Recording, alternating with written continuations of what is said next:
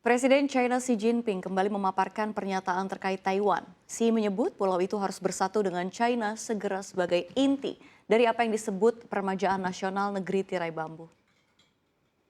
Xi menyerukan China harus segera aktif menentang kekuatan eksternal dan aktivitas separatis kemerdekaan Taiwan dan memajukan penyebab permajaan dan reunifikasi nasional. Partai berkuasa China, Partai Komunis China atau PKC, tidak pernah memerintahkan Taiwan, sebuah wilayah demokrasi yang memerintah dirinya sendiri. Meski begitu, mereka menganggap Taiwan sebagai wilayahnya dan pulau itu harus bersatu kembali dengan China, bahkan dengan kekerasan. Meski begitu, keberadaan Taiwan didukung oleh Amerika Serikat. Taipei bahkan mendapatkan beberapa peralatan perang udaranya dari negeri Paman Sam, seperti pesawat tempur F-16. Tak hanya itu, Agustus lalu Ketua DPR Amerika Serikat Nancy Pelosi melakukan kunjungan ke Taiwan setelah dalam 25 tahun terakhir tak ada kunjungan resmi pejabat Washington ke pulau itu.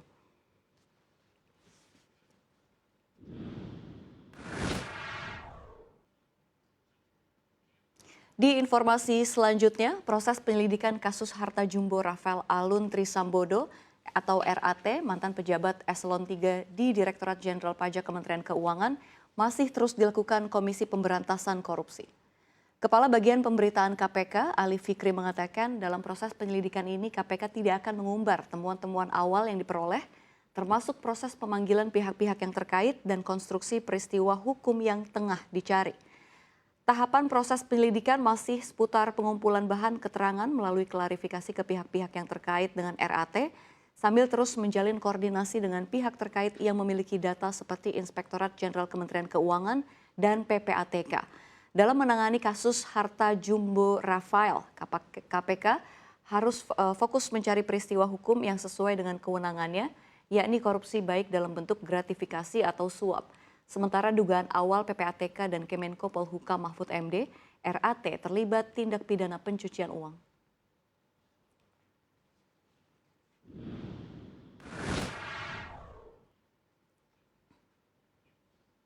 Kementerian Keuangan secara bertahap mulai melakukan pemanggilan terhadap 69 pegawai tajir yang masuk dalam kategori resiko tinggi terhadap harta kekayaan miliknya dengan kategori tidak wajar. Staf khusus Menteri Keuangan, Justinus Prastowo mengatakan dari 69 pegawai yang masuk kategori resiko tinggi, pihaknya menilai terdapat 55 pegawai yang layak melakukan klarifikasi. Dari 55 pegawai tersebut, sebanyak 27 pegawai menjadi prioritas pemeriksaan Kemenkyu saat ini. Lebih lanjut, Prastowo mengatakan dari 27 pegawai tersebut, 10 pegawai diantaranya sudah dipanggil lebih dulu dan akan diselesaikan pemanggilannya pada awal minggu ini. Alasan adanya 27 pegawai prioritas yang dilakukan pemeriksaan lebih awal ini dikarenakan mereka masuk ke dalam kelompok dengan resiko tinggi dilihat dari profilnya yang paling menyimpang dan terdapat indikasi lain yang dicurigai.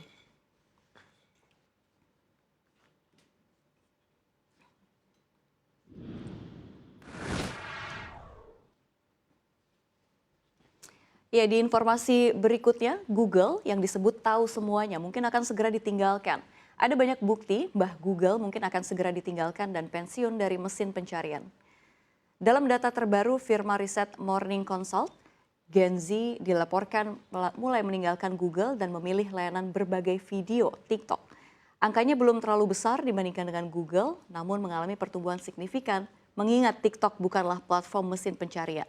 Tercatat hingga Februari 2023 ada 14% Gen Z yang mengaku yang melakukan pencarian informasi melalui TikTok. Sementara itu yang menggunakan Google berjumlah 39%. Ancaman TikTok ini juga didasari betul oleh Google. Ini terlihat dalam data yang dibagikan Senior Vice President Google, Prabhakar Raghavan, yang menyebut 40% Gen Z lebih memilih mencari informasi di TikTok dibandingkan produk search.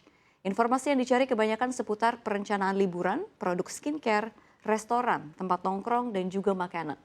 Selain itu, masa depan Google terancam karena kehadiran chatbot ChatGPT yang juga telah masuk ke dalam Bing.